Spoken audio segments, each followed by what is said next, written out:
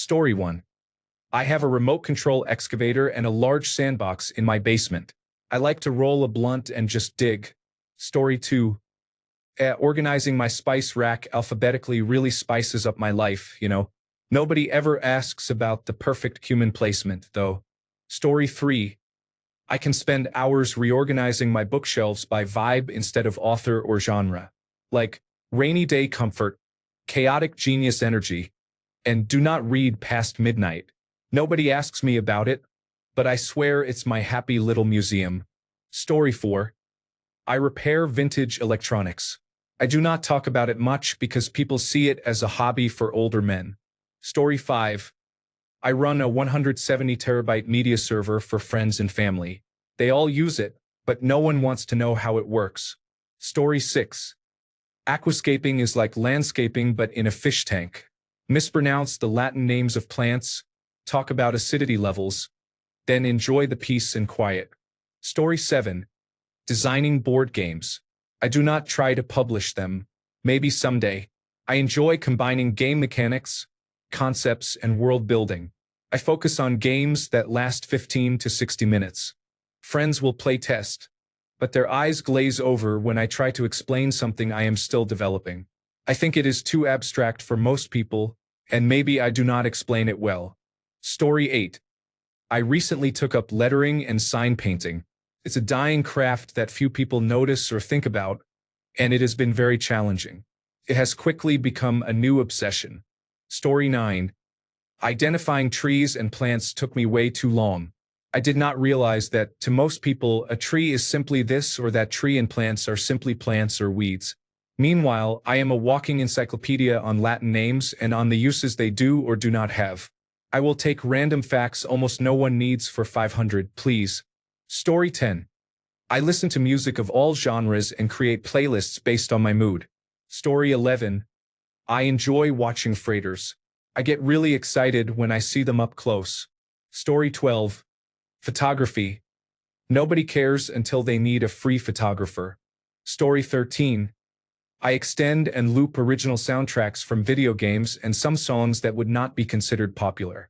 Not many people I know listen to soundtracks or instrumental music, and when I play such tracks they show little interest. I would describe it as boring to my immediate group of companions. Story 14. I love listening to music underwater. There is not much to say about it, and I cannot do it with other people. Feels truly magical. Story 15. Cable management. I will take any excuse to undo my entire computer desk so I can apply lessons learned from the last round and further refine cable routing. I order traditional zip ties, hook and loop ties, cloth cable ties, and screw-on and stick-on anchors by the thousands. It is cathartic to run cables like a highway with on-ramps and off-ramps. For example, the television high-definition multimedia interface cable runs down the cabinet, with ties every 2 to 3 inches. At the Xbox, the cords bundle and merge into the main route down the cabinet, but at the bottom some exit to a receiver or a splitter while others turn toward the power supply. Even for a simple bedroom television, I take great pride in pulling the cables taut behind the single 1.5-inch wide mount and centering them so they run from the bottom of the television to the top of the cabinet without being seen. Story 16. Music production. To be fair, people ask about it sometimes, but their eyes glaze over when I start geeking out about different ways to use compressors, the Nyquist-Shannon sampling theorem and how it relates to distortion and aliasing, the Fletcher-Munson curve, and the benefits and drawbacks of different sample rates and bit depths. Hey, where are you going? Story 17. I like to make heads out of clay. No one cares except me. I can get lost for days thinking about nose undulations. Story 18. Solo board games and solo tabletop role-playing games.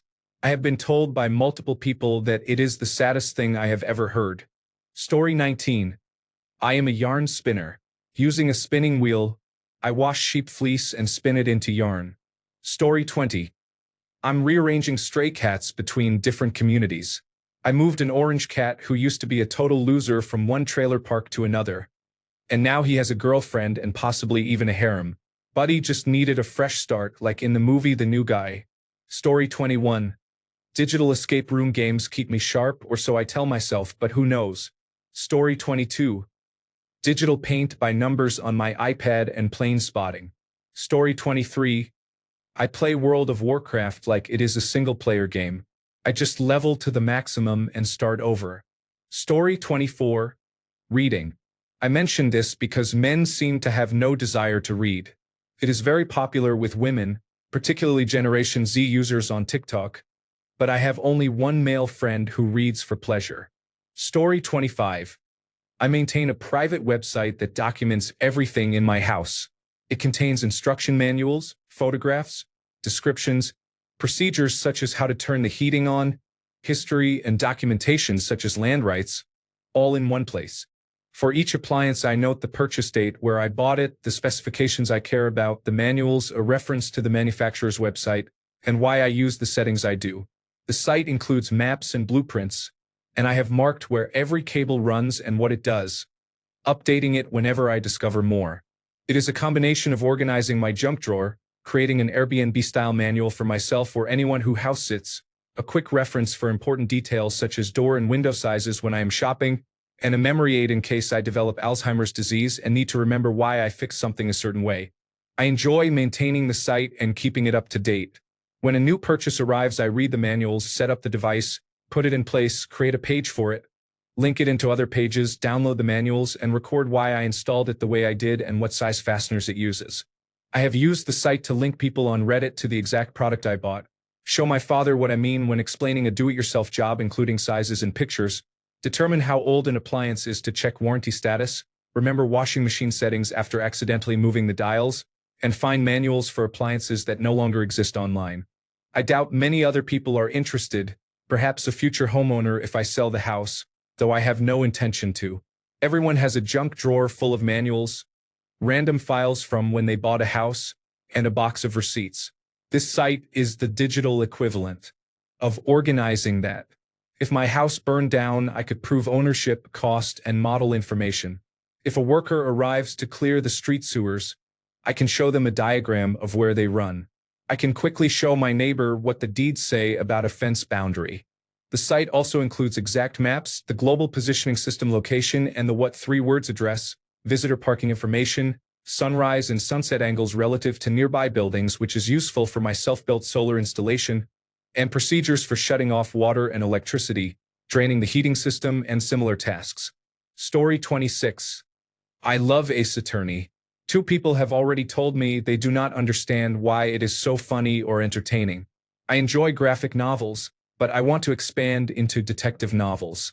Story 27. I like Formula 1 and using virtual reality. Double points if I am watching it while in virtual reality. No one ever asks me about those hobbies. Story 28. I want to try metal detecting. Is it actually enjoyable? Story 29. To be honest, most of my hobbies could be considered boring because I do not like the feeling of adrenaline.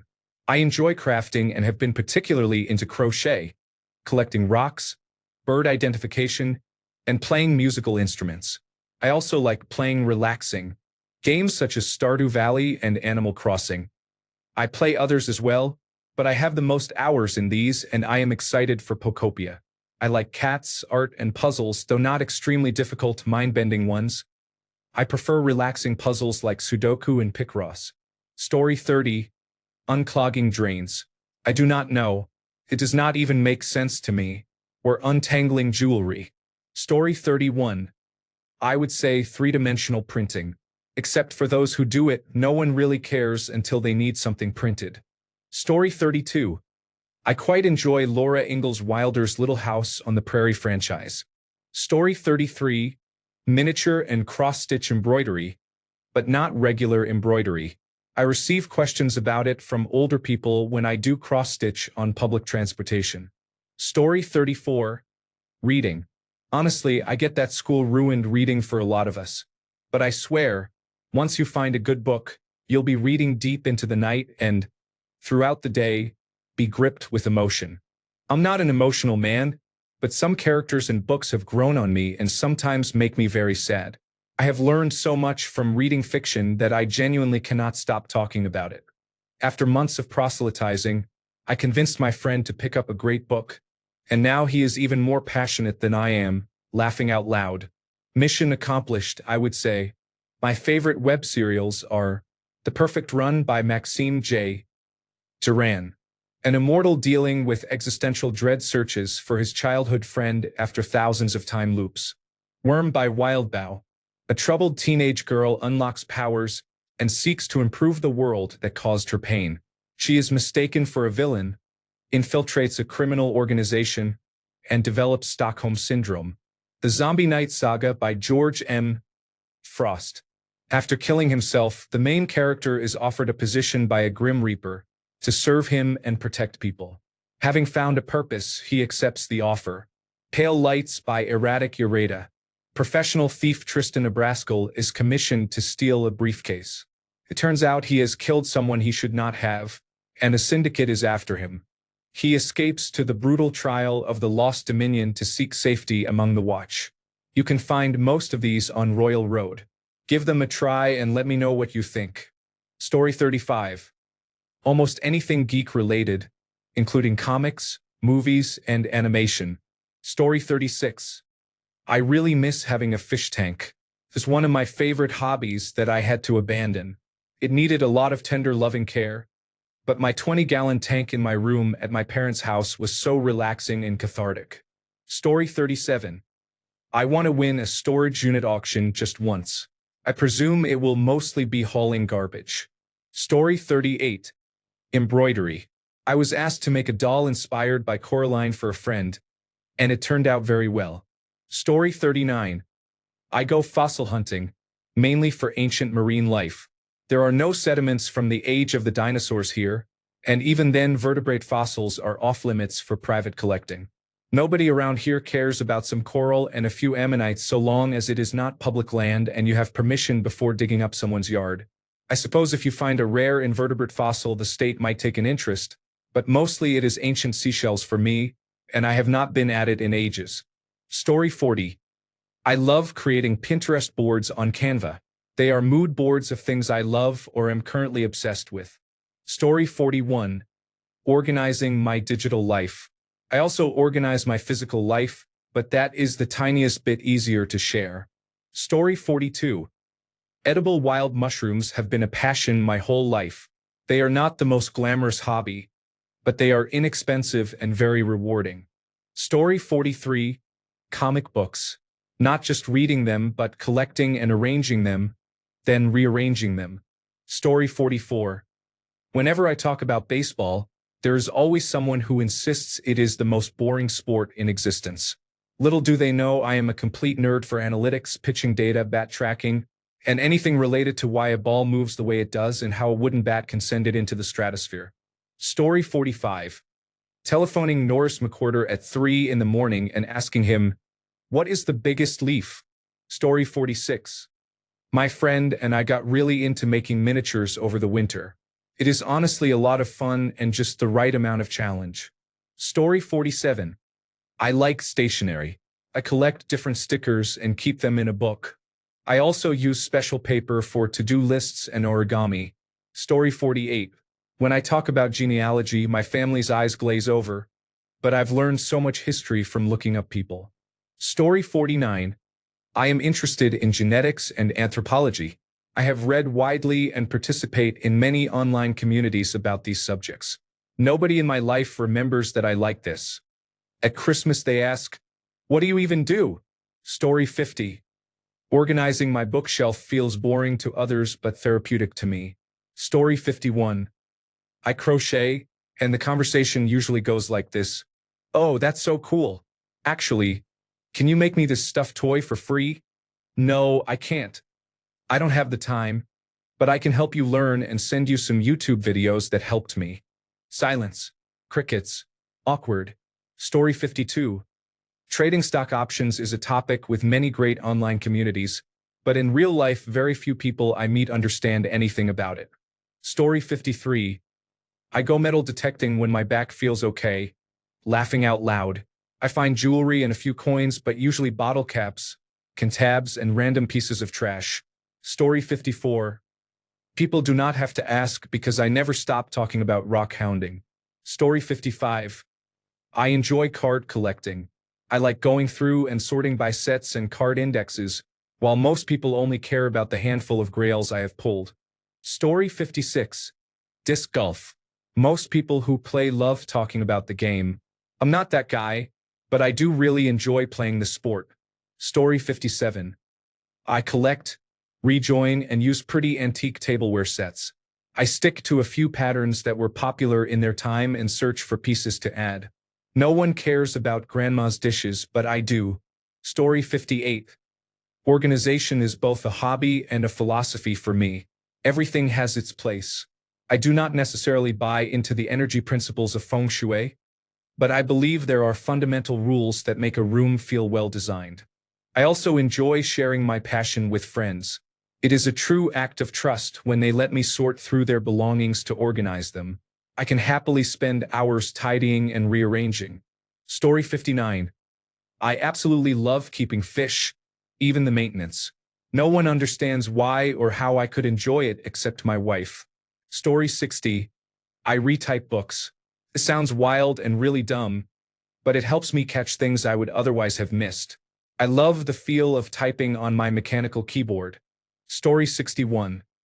Many people ask me how my fishing trips went, but I know others cannot stand the activity itself. Story 62. Finance. Everyone talks about not making enough money or being broke. I tell them that if they ever want advice or want to learn more about 401k retirement plans, individual retirement accounts, compound interest, the stock market, managing debt, emergency funds, real estate investing, and so on, they just need to reach out. No one has asked me a question. Older relatives and friends probably think I am too young, and my peers do not think investing in smart money moves are important at a young age, but they have the nerve to say, when you are a millionaire, don't forget about us poor people. Story 63. Because I collected stamps as a kid, I became a whiz at geography, history, and languages. Story 64. Chess. I am baffled that it is not more widely recognized today. It is a very important game to adapt to. Story 65. I design worlds with cities, continents, social structures, magic, and advanced technology. I used to feed some of it into artificial intelligence and role-play my way through it, as if I were living in that world. No one really cares about it except people who want me to be a dungeon master for them in Dungeons and Dragons, which I no longer find enjoyable. I would rather create the world and live in it, but no one is willing to help me with that. Story 66. I love self-hosting, development, and anything tech-related. My wife and her best friend always think I am hacking because of my background. Everyone does, though, while I am configuring Linux containers or virtual machines in Proxmox. Thanks a bunch for sticking around till the end of the video. Remember to subscribe, and until next time, stay awesome and goodbye.